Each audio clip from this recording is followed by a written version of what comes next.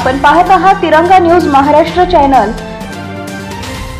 महात्मा गांधी चौक police Thane मिरजकडून बनावट नोटांचे उत्पादन, छपाई, साठा व वितरण करणाऱ्या आंतर जिल्हा टोळीतील 5 संशयित ताब्यात। कोल्हापूर येथील कंपनीवर कारवाई करून बनावट नोटांच्या साठ्यासह एकूण 1,11,06,900 रुपयेचा मुद्देमाल जप्त।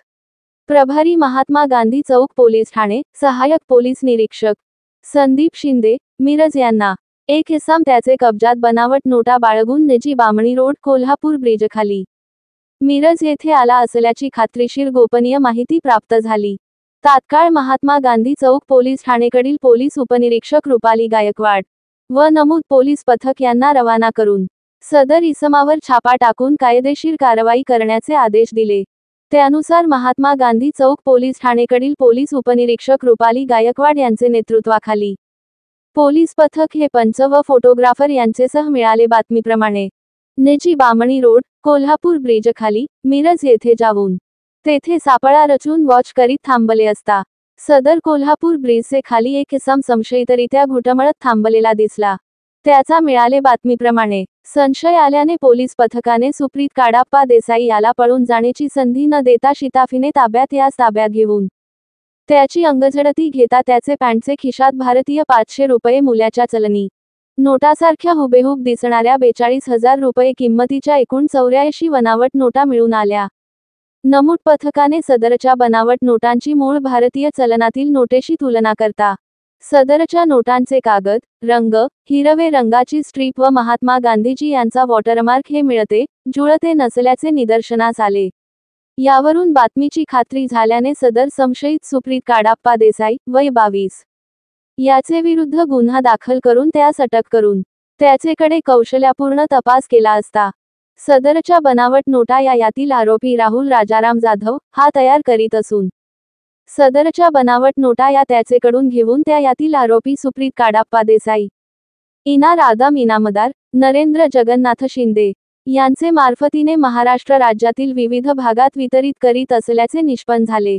लागलीच नमूद पोलीस पथकाने वरिष्ठांचे पूर्वपरवानगीने यातील आरोपी राहुल राजाराम जाधव याचा शोध घेऊन त्यास कोल्हापूर शहरातील मुख्य परिसरातील रुईकर कॉलनी येथील त्यांचे बनावट नोटा तयार करण्याचे कंपनीचे ऑफिसमधून ताब्यात घेऊन सदर ऑफिसची तपासणी करता तेथे भारतीय 500 रुपये मूल्याच्या चलनी नोटासारख्या हुबेहूब दिसणाऱ्या 34,000 रुपये किंमतीच्या एकूण 68 बनावट नोटा व सदरच्या बनावट नोटांची छपाई करण्यासाठी वापरण्यात येणारे 1,07,600 रुपये किंमतीचे लॅपटॉप, प्रिंटर व इतर साहित्य मिळून आले।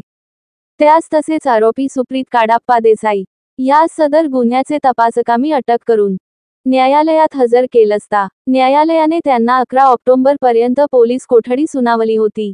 सदर पोलीस कोठडी मुदतीत त्यांचेकडे कौशल्यपूर्ण तपास करून इतर आरोपी इब्रार आदम इनामदार, नरेंद्र जगन्नाथ शिंदे यांचे ठावठिकाणाबाबत माहिती घेऊन व गोपनीय बातमीदाराकडून मिळाले माहितीवरून त्यांना पुणे बेंगलोर हायवेवरील पेठनाका ते कासेगाव दरम्यान त्यांचा शोध घेऊन ताब्यात घेतले असता त्यांचे जवळील विना नंबर प्लेटच्या टोयोटा इनोव्हा मूल्याच्या चलनी नोटासारख्या हुबेहूब दिसणाऱ्या 97,67,500 रुपये किंमतीच्या एकूण या चारचाकी गाडीत भारतीय 500 रुपये 19,535 बनावट नोटा व भारतीय 200 रुपये दराच्या चलनी नोटासारख्या हुबेहूब दिसणाऱ्या 85,800 रुपये किंमतीच्या एकूण 429 बनावट नोटा असा एकूण 98,53,300 रुपये दराच्या बनावट नोटा मिळून आल्या।